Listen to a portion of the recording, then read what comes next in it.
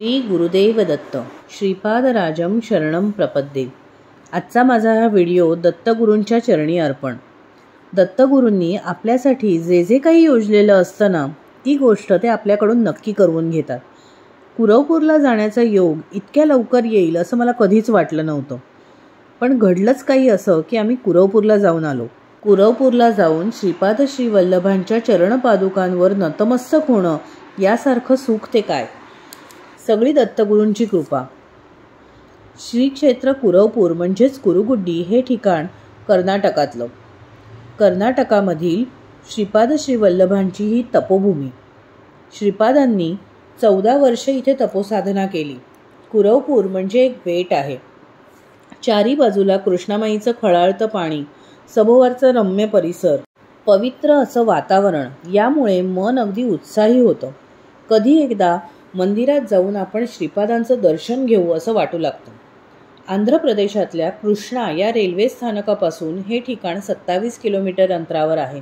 या ठिकाणी आपण हैदराबादवरून विमानमार्गे सुद्धा येऊ शकतो, पण सगळ्यात सोपा मार्ग म्हणजे रायचूर स्टेशनला उतरून पंचदेव पहाड इथपर्यंत गाडीने किंवा बसने येणं।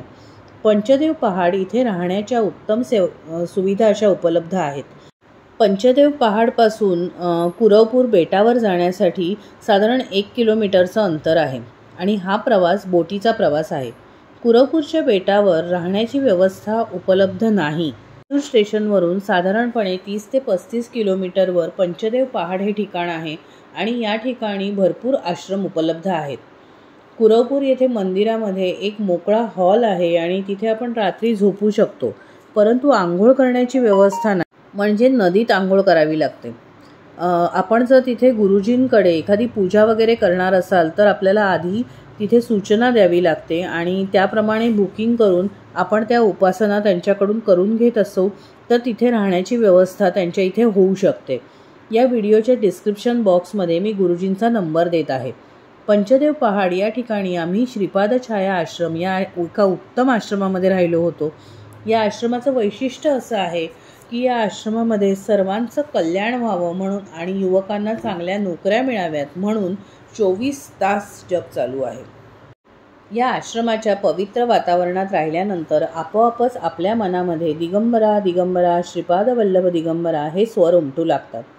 आपणही नक्की या आश्रमामध्ये राहाच। या आश्रमामध्ये AC आणि नॉन AC अशा दोन्ही प्रकारच्या खोल्या उपलब्ध आहेत। आश्रमाचा क्रमांक मी खाली डिस्क्रिप्शन बॉक्समध्ये देत आहे। या आश्रमावर मी एक वेगळा व्हिडिओसुद्धा करणार आहे, तोही तुम्ही नक्की बघा। कुरवपूर या ठिकाणी ध्यानधारणा उपासना करता येते, पूजा अर्चना करता येते, त्यामुळे आपल्याला आत्मिक शांती लाभते। या ठिकाणी आपण पोहोचू शकणंच खरं तर भाग्याचं आहे। श्रीपाद श्री वल्लभांच्या आशीर्वादाने आपला उद्धार होतो, आत्मशुद्धी होते।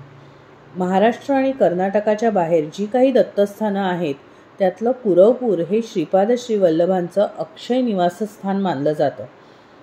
श्री वासुदेवानंद सरस्वती टेंभेस्वामी महाराज यांनी या स्थानाचा शोध लावला। दिगंबरा दिगंबरा श्रीपाद वल्लभ दिगंबरा हा मंत्रसुद्धा त्यांना या पवित्र ठिकाणीच सुचला। घोर कष्टोद्धारण स्तोत्र याची रचनासुद्धा त्यांनी याच ठिकाणी केली। अतिशय प्राचीन असं हे क्षेत्र आहे। या ठिकाणी आपण जेव्हा जातो तेव्हा या वातावरणातलं पावित्र्य आपल्या नसानसात भरून जातं। भगवान दत्तात्रेयांनी सुमती देवी आणि आपळराज शर्मा यांना दिलेल्या वचनाप्रमाणे त्यांना जो पुत्र झाला ते म्हणजे श्रीपाद श्री वल्लभ। 16व्या वर्षी आपल्या आईवडिलांचा निरोप घेऊन श्रीपाद विविध ठिकाणी तपश्चर्येसाठी गेले आणि तिथूनच अंतर्धान पावले। आपण कुरवपूरला जाणार असाल तर आपल्याला लागणारं सामान आपण सोबत नेणं खूप आवश्यक आहे।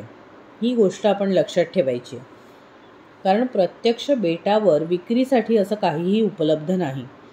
आम्ही अगदी फुलंसुद्धा रायचूर स्टेशनजवळच हार वगैरे खरेदी केले होते आणि तीच बरोबर घेऊन गेलो होतो। फळंसुद्धा आम्ही तिथूनच खरेदी केली होती, कारण इकडे आम्हाला आधीच माहिती होतं की काही मिळणार नाही आहे। आम्ही जेव्हा प्रत्यक्ष मंदिरात गेलो तेव्हा तिथे गजरे विकायला आले होते, पण इथल्या काही अनुभवी माणसांनी असं सांगितलेलं आहे की ते नेहमी येतातच असं नाही, त्यामुळे आपण आपलं वेगळं घेऊन गेलेलं बरं। पंचदेव पहाडपासून ज्या वेळेला आपण कुरवपूरला जायला निघतो तेव्हा एका छोट्या अशा गोलाकार बोटी असतात तर त्यांना बुट्टी असं म्हटलं जातं. त्यांनी आपल्याला जाता येऊ शकतं किंवा मशीनची अशी बोटसुद्धा असते, तर आपण त्याच्याशी सुद्धा जाऊ शकतो. मुखामध्ये श्रीपाद श्रीवल्लभांचं नामस्मरण, मनामध्ये श्रीपादांच्या दर्शनाची ओढ, दृष्टीला दिसणाऱ्या नदीच्या पाण्यातील मगरी आणि मोठमोठे खडक बघत पलीकडच्या तीराकडे आपलं लक्ष लागलेलं असतं. या नदीच्या प्रवासात सुद्धा आपल्याला श्रीपादांचं अस्तित्व नक्की जाणवतं आणि ही अनुभूती येतेच. पलीकडच्या तीरावर उतरल्यावर कृष्णामाईची ओटी भरली जाते. आता या ओटीचं वैशिष्ट्य असं की या ओटीमध्ये हरभऱ्याची डाळसुद्धा असते.